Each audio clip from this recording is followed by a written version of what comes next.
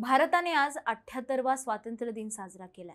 दरवर्षी हा स्वातंत्र्य दिन येतो, तो आपण सेलिब्रेट करतो।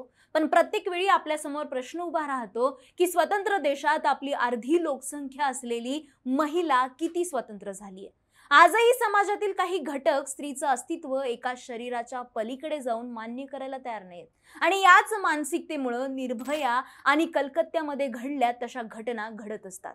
एखादा पुरुष रात्री बेरात्री घराबाहेर राहिला किंवा नाईट शिफ्टवरनं परतत असताना त्या पुरुषाचा विनयभंग किंवा बलात्कार झाला, अशी घटना आपण किती वेळा ऐकली आणि किती वेळा वाचली। त्या पुरुषाला फार तर फार कोणी चोर त्याच्याकडचे येऊन पैसे, घड्याळ, सोनं लुबाडून घेऊन जाईल अशी त्या पुरुषाला भीती वाटते। पण एखाद्या बाईला, एखाद्या महिलेला एकटं फिरताना किंवा रात्रपाळीवरती असताना एकच भीती असते, ती म्हणजे माझ्यावर बलात्कार झाला तर। हीच भीती त्या ट्रेनी डॉक्टरला देखील वाटली असणार आणि तिची हीच भीती दुर्दैवाने खरी ठरली।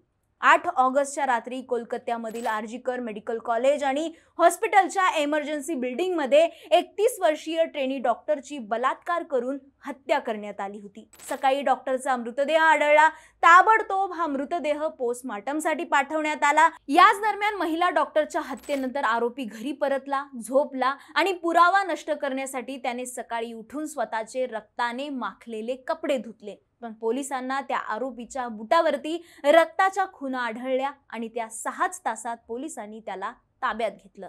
तितक्या तिकडं पोस्टमार्टम रिपोर्ट आले आणि त्या रिपोर्टमध्ये त्या ट्रेनी डॉक्टरवरती बलात्कार झाल्याचं स्पष्ट झालं। त्या आरोपीने गुन्हा कबूल केला। सध्या तो आरोपी पोलिसांच्या ताब्यात आहे। केस क्लिअर झाली का? नाही। काही प्रश्नांची उत्तरं अजूनही मिळालेली नाहीयेत आणि त्यातला पहिला प्रश्न पडतो तो म्हणजे डॉक्टरांच्या कुटुंबियांना हॉस्पिटल प्रशासनाने त्या मुलीने आत्महत्या केली असं का सांगितलं होतं। 9 ऑगस्टच्या सकाळी डॉक्टरचा मृतदेह सापडल्यानंतर 10:30च्या सुमारास पीडितेच्या कुटुंबियांना रुग्णालय प्रशासनाने फोन करून आधी असं सांगितलं की तुमची मुलगी आजारी आहे। त्यानंतर असं सांगण्यात आलं की तिने आत्महत्या केली। यानंतर त्या पीडितेचे पालक तातडीने त्या रुग्णालयात पोहोचले। आपल्या मुलीचा चेहरा एकदा तरी दाखवा असं म्हणत ते कुटुंबीय हात जोडत राहिलं। त्या कुटुंबियांना 3 तास वेटिंग वरती ठेवलं।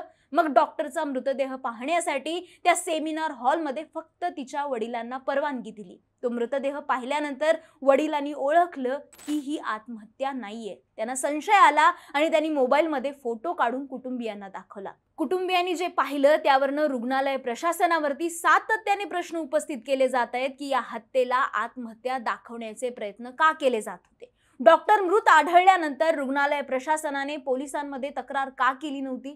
रुग्णालय प्रशासनाने या प्रकरणावरती पडदा टाकण्याचा प्रयत्न का केला असा प्रश्न उपस्थित केला जातोय। दुसरा प्रश्न पडतो तो म्हणजे घटनेची जागा सील न करता बाजूलाच रिनोव्हेशनचं काम सुरू करण्याची घाई का करण्यात आली। पीडितेच्या कलिग डॉक्टरांचं असं म्हणणं आहे की ज्या हॉस्पिटलमध्ये हा गुन्हा घडला होता त्या सेमिनार हॉलला सील ठोकायला हवं होतं। सेमिनार हॉल का सील केला गेला नाही? सिंपल आहे। रस्त्यावरती अपघात झाला तर त्या अपघातात कोणाचा मृत्यू झाला तर ती जागा काही काळासाठी ब्लॉक केली जाते।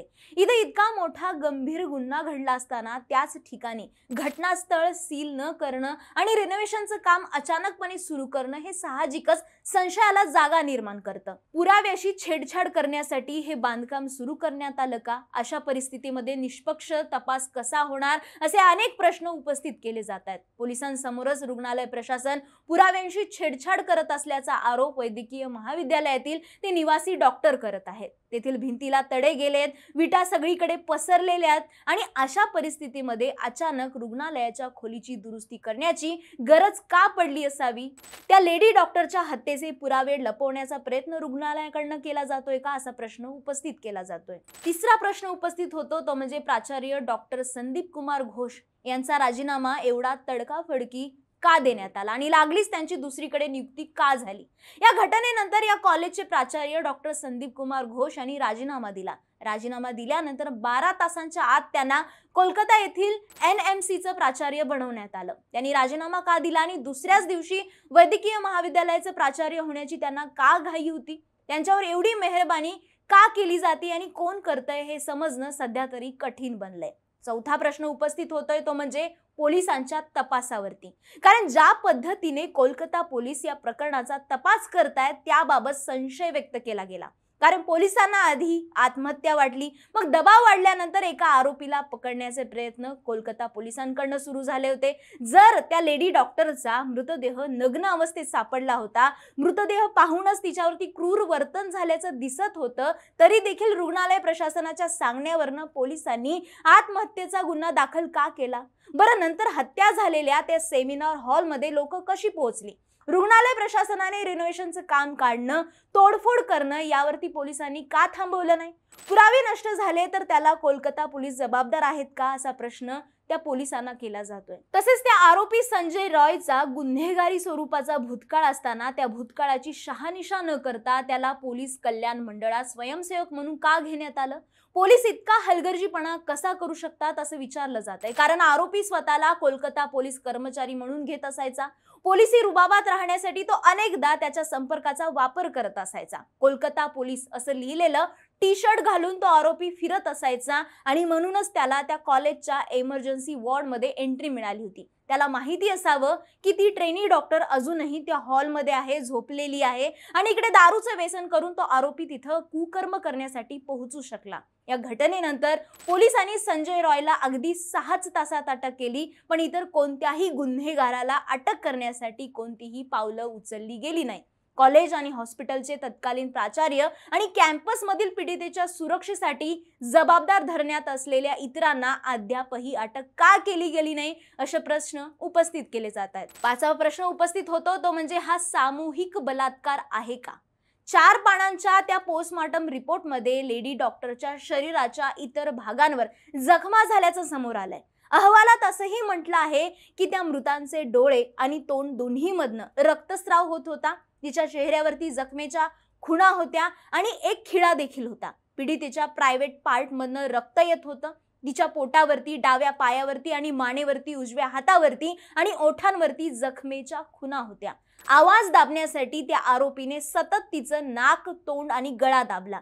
गळा दाबल्यामुळे थायरॉइड कुर्चा तुटला गेला। डॉक्टरचं डोकं भिंतीवरती दाबलं गेलं जेणेकरून ती किंचाळू नये। त्यानंतर तिच्यावरती एवढ्या जोरावरती हल्ला झाला की तिचा चष्मा फुटला आणि तो चष्मा फुटून तिच्या डोळ्यात घुसला, त्यामुळे डोळ्यातून रक्तस्राव होत होता।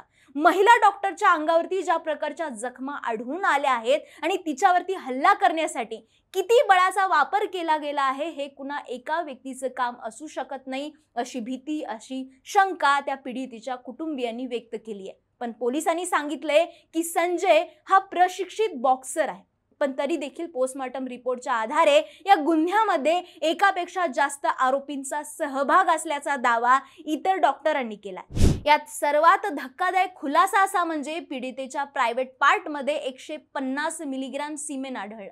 डॉक्टरांच्या म्हणण्यानुसार पीडितेच्या शरीरात सापडलेलं वीर्य हे एकाच व्यक्तीचं असू शकत नाही। थोडक्यात पोस्टमॉर्टम रिपोर्टचा हवाला देत हा बलात्कार नसून सामूहिक बलात्कार असू शकतो। पीडितेची गळा दाबून हत्या करण्यात आली आहे आणि हा गुन्हा एकट्या व्यक्तीद्वारे केला जाऊ शकत नाही असा संशय आता व्यक्त करण्यात येतोय। मृतदेहाचे पोस्टमॉर्टम घाईघाईने केले गेले असं म्हणत कोलकाता पोलिसांच्या भूमिकेवरती प्रश्नचिन्ह उपस्थित केला जातोय। 6वा प्रश्न म्हणजे पीडितेला न्याय मिळावा या मागणीसाठी देशभरात निदर्शनं सुरू आहेत, मात्र तृणमूल काँग्रेसचे बडे नेते शांत दिसतायत।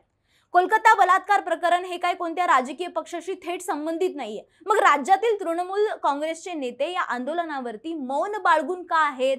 तृणमूलच्या खासदार महुआ मोइत्रा प्रत्येक घटनेवरती भाष्य करत असतात, संसदेत प्रश्न उपस्थित करत असतात, तर मग कोलकाता बलात्कार प्रकरणावरती त्या का बोलायचं टाळतायत असं विचारलं जातंय। मुक्त पत्रकार अजित अंजुम यांनी महुआ मोइत्रा यांना प्रकरणावरती काही प्रश्न विचारले होते, तर महुआ मोइत्रा यांनी त्या पत्रकाराला ब्लॉक केलं। का ब्लॉक केलं असेल?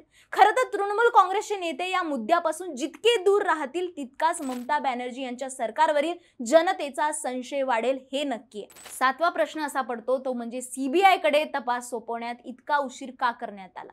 गुन्हा घडल्यानंतर कोणती पावलं उचलायची हे त्या सरकारच्या हातात असतं। अशा संवेदनशील प्रकरणांमध्ये महिला मुख्यमंत्र्यांनी अधिक संवेदनशीलता दाखवावी अशी अपेक्षा व्यक्त केली जात होती, पण तसं काही झालं नाही। बलात्कार आणि हत्येचं प्रकरण ज्या पद्धतीने ममता बॅनर्जी यांच्या सरकारने हाताळलंय ते पाहता असंवेदनशीलतेचा कळस गाठलाय। आत्महत्या दाखवण्याचा प्रयत्न करणाऱ्या त्या कॉलेज प्रशासनावरती कारवाई होणं महत्त्वाचं होतं, ती कारवाई त्या रुग्णालयावरती झाली नाही। तिच्या मृत्यूनंतरही तिच्या पालकांना अवहेलना सहन करावी लागली. पोलीस तपासातल्या त्रुटी आणि त्या पीडितेला न्याय मिळावा म्हणून होत असलेली निदर्शनं आणि ती निदर्शनं हाताळण्यात देखील हे ममता बॅनर्जींचं सरकार अपयशी ठरले. शिवाय राज्य सरकारला लवकरात लवकर हे प्रकरण सीबीआय कडे सोपवू शकलं असतं, मात्र तसं न केल्यामुळं पुरावे नष्ट करण्याचा वेळ त्या संबंधित लोकांना मिळालाय. शेवटी जे काम राज्य सरकारने करायला हवं होतं ते काम कोलकाता हायकोर्टाने केलं आणि सरकारच्या भूमिकेवरती ताशेरे ओढत या प्रकरणाचा तपास सीबीआय कडे सोपवला. या घटनेचे पडसाद सगळीकडे उमटत आहेत. देशातील अनेक राज्यांमध्ये डॉक्टर संपावरती गेलेत, मात्र दुर्दैव म्हणजे आसाम मधील सिलचर मेडिकल कॉलेजने एक ॲडवायझरी जारी केली आहे. त्यामध्ये महिला डॉक्टरांनी रात्री एकटं फिरणं टाळावं, रात्रीच्या वेळी अंधारात आणि निर्जन ठिकाणी जाऊ नये आणि यासोबतच अनोळखी आणि संशयित लोकांपासून दूर राहावं असे सल्ले त्या महिला डॉक्टरांना देण्याचा मूर्खपणा करतायत. हेच नाही तर कलकत्त्याच्या घटनेनंतर अनेक जण सोशल मीडियावरती व्यक्त होत आहेत, म्हणतायत की ती ट्रेनी डॉक्टर एवढ्या रात्री एकटी तिथे झोपलीच कशी काय? तिला लक्षात यायला नको का की आपल्यासोबत काही वाईट होऊ शकतं? ती घरी गेली असती तर सुरक्षित असती, आज जिवंत असती. पण हीच तर भीती आहे. जोपर्यंत महिलांच्या मनातील बलात्काराची भीती संपण्यासाठी सुरक्षित आणि पोषक समाज निर्माण होत नाही, तोपर्यंत हा स्वातंत्र्य दिन आम्हा महिलांना मान्य नाही.